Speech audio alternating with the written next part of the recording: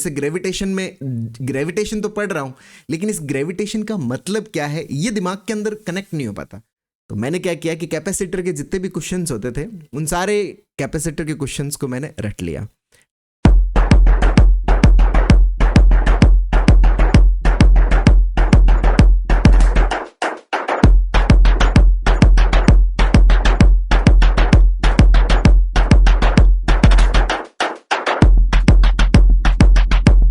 Doctor Kanhaiya, ये मैंने एक कॉमन प्रॉब्लम देखी है कि जो भी नीट के बच्चे तैयारी करते हैं उनमें फिजिक्स का एक फोबिया बन जाता है। बायो बहुत अच्छी होती है, मतलब एवरेज एक जो स्टूडेंट होता है बायो जिसने ली है उसकी बायो तो अच्छी हो ही जाती है, केमिस्ट्री रो धो के हो जाती है, लेकिन फिजिक्स का उनको फोबिया रहता ही रहता है, चाहे कितना ही एफर्ट लगा लिया जाए। पर फिजिक्स जो होती है, अच्छे से अच्छा बच्चा जो बहुत ही ज़्यादा सिंसियर है, डेडिकेटेड है, उसका फिजिक्स का फोबिया जो होता है वो बहुत ज़्यादा कॉम्प्लिकेटेड होता है उसके लिए हटाना। तो वो क्या है, फिजिक्स का फोबिया कैसे हटाया जाए, उसके बारे में थोड़ा बताइए। देखो मतलब आज हम बात कर रहे हैं कि कैसे हटाया जाए, लेकिन उस समय का जो मेरा जो पार्ट था मैं उसी समय का ही बताता हूँ, क्योंकि वो रियलिस्टिक था, है ना। हाँ, और इतना ज़्यादा डर लगता था वहाँ पे कि क्योंकि सुना हुआ था कि अगर आपकी फिजिक्स अच्छी नहीं है ना तो डॉक्टर बनने का सपना मत देखो। तो 11th में मैंने कभी ख्वाब देखा ही नहीं कि अपन डॉक्टर बन जाएंगे, है ना, क्योंकि फिजिक्स थी नहीं अच्छी। बायो तो फिर भी ठीक है कि मतलब मैं सुन लेता था सब लोगों से कि भाई रट के काम चल जाएगा, रट लो तो ठीक है। तो ठीक है, रटने में धीरे धीरे एक महारत सी हासिल हो गई थी कि चीज़ों को रटने लग गया था, याद करने लग गया था, थोड़ा थोड़ा सर समझा भी देते थे। तो धीरे धीरे उनके साथ में कनेक्शन बन गया, बॉन्डिंग बन गई, तो धीरे धीरे उनकी चीज़ें समझ में भी आने लग गई। एंड तक ठीक है, ये हो गया था। लेकिन फिजिक्स के अंदर मेरे साथ में ऐसी हालत होती कि जैसे मैं घर से एग्ज़ाम्स के दरमियान जो हमारे कोचिंग के अंदर टेस्ट लिए जाते थे, तो उन टेस्ट के दरमियान ऐसी स्थिति होती कि मैं घर से अगर रट के भी जाता था ना तब भी वहाँ पे आंसर नहीं कर पाता था। और मेरे को यूँ लगता था कि यार यही सेम फिजिक्स में आप क्वेश्चंस को रट के जाते थे जी और क्लास में जवाब देने की कोशिश करते थे, फिर भी नहीं नहीं जवाब दे पाता था। उस समय घर से रट के गया हूँ, मेरे को पता है कि हाँ ये प्रश्न आएगा, वहाँ पे इतना ब्लैंक हो जाता था। मतलब रट तो लिया उसको, लेकिन आप उस रटे हुए इंफॉर्मेशन को आप अगर लिखना चाहते हो तो आपका एग्जीक्यूटिव जो पार्ट है वो बहुत अच्छा होना चाहिए।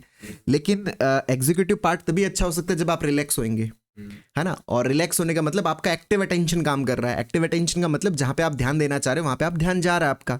लेकिन वहाँ पे तो प्रॉब्लम ये हो रहा था कि मैं बहुत ज़्यादा अनरिलैक्स्ड हो जाता था, बहुत ज़्यादा एंशियस फील करता था, बहुत ज़्यादा घबराहट सी महसूस होती थी जब मैं फिजिक्स के जो उत्तर लिखता था उस समय। तो उसके कारण पैसिव अटेंशन जो है वो क्रिएट होता था, जो आज मैं समझ पाता हूँ कि यार मैं उस समय ब्लैंक क्यों हो जाता था, आंसर क्यों नहीं लिख पाता था उस समय।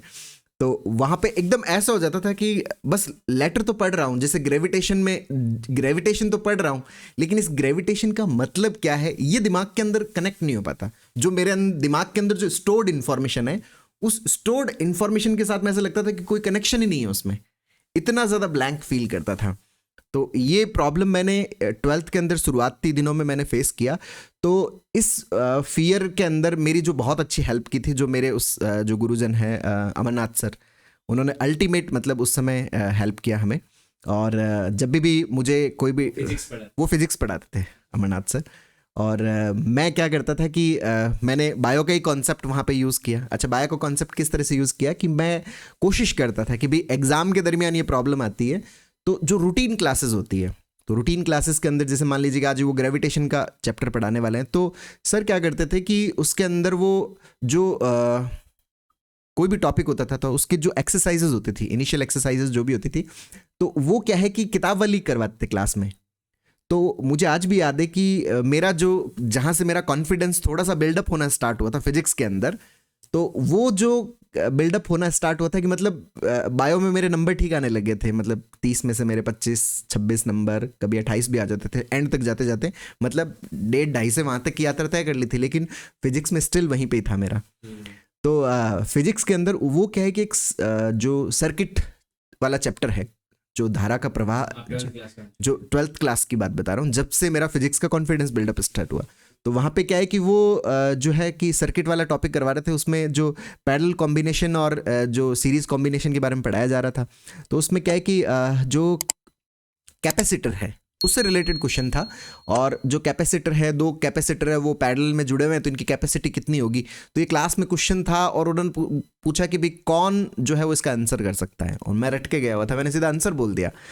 अच्छा, आंसर बोल दिया तो उन्होंने मुझे क्या किया कि आप अपनी सीट पे खड़े होके बताओ, आप एक्सप्लेन कर सकते हो इसको, आंसर आपने कैसे बताया? मैंने कहा फंस गया आज तो। कि खड़े होके आंसर करना, तो ये तो इम्पॉसिबल है ना, कि खड़े होके एक्सप्लेन करना। लेकिन वो मेरी ज़िंदगी का दिन है जिसने मेरे फिजिक्स को पढ़ने का, फिजिक्स को समझने का, फिजिक्स के बारे में मेरी जितनी भी धारणाएं थी उन सब चीज़ों को उसने ब्रेक किया। फियर को आपने सामना किया। हाँ, वहाँ पे जैसे ही मैंने एक्सप्लेन किया ना, कि मैं खड़े होके मैंने डरते डरते बड़ा एक्सप्लेन किया ना, और डरते डरते डरते जब मैंने एक्सप्लेन किया तो वो एक्सप्लेनेशन मैंने कर दिया जैसे तैसे हुए, तो सर ने उस चीज़ के लिए बड़ा प्रेज़ किया ना। सर ने कहा कि बहुत ही बढ़िया, बहुत ही ज़बरदस्त, बहुत ही शानदार वाला, है ना। तो मुझे मतलब जिस चीज़ की कमी महसूस होती थी, मतलब मैं जिस पर्पज़ के लिए मैं साइंस में आया था, जो एक मतलब होता है ना कि इज्जत, तो वो इज्जत मुझे फिजिक्स के अंदर उस दिन मुझे पहली बार फील हुई, है ना। बायो में तो मुर्गे बनते बनते वहाँ तक पहुँचे थे, लेकिन फिजिक्स में ऐसा नहीं था। फिजिक्स के अंदर मुझे फर्स्ट टाइम वो इज्जत फील हुई, बड़ा अच्छा लगा क्लास के अंदर। तो मेरे को लगा यार, एक प्रश्न रटने से अगर ये हो सकता है तो अपन सारे प्रश्न रट लेते हैं।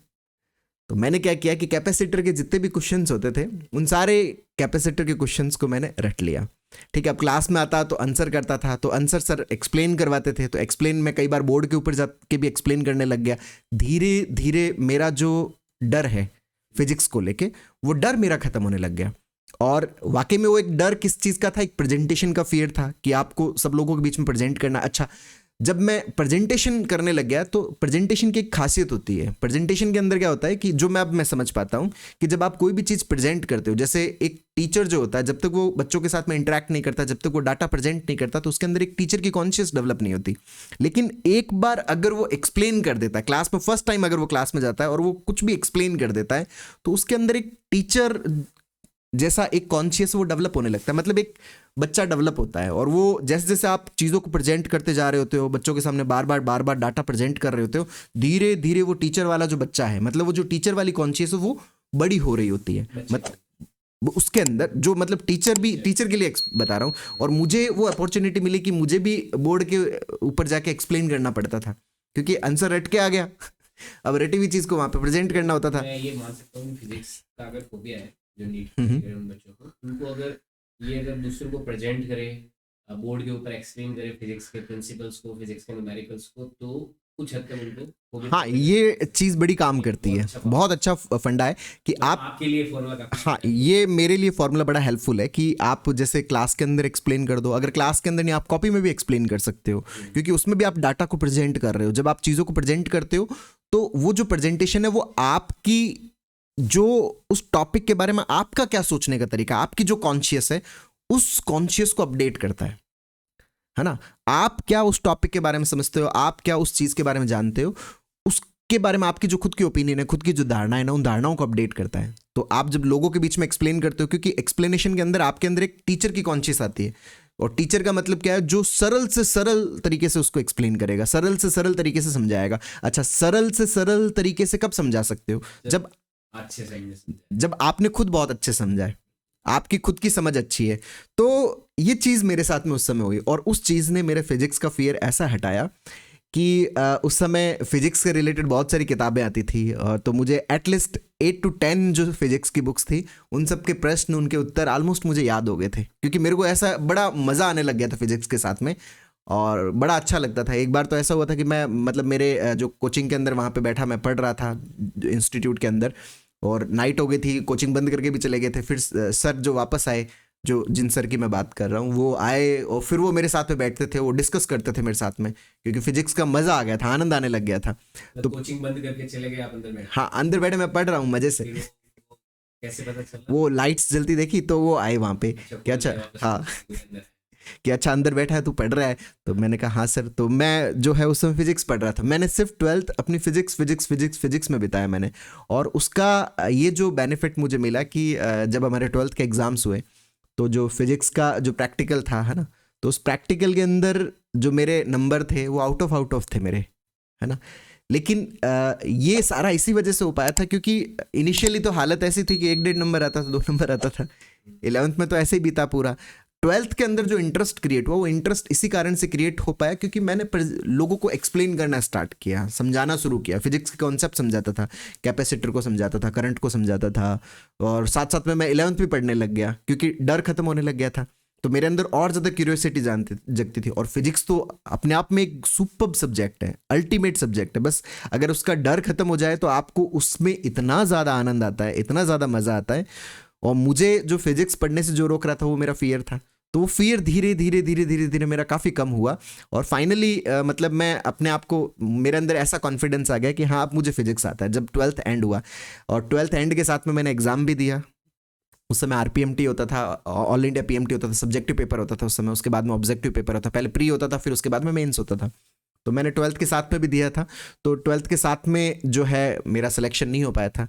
तो फिर 12th के बाद में मैंने वापस प्रिपरेशन की। और उस समय तक मेरा ऐसा कॉन्फिडेंस था कि हाँ अपन घर पे रह के आराम से तैयारी कर लेंगे। तो ऑलमोस्ट जो मैंने घर पे ही बैठ के तैयारी की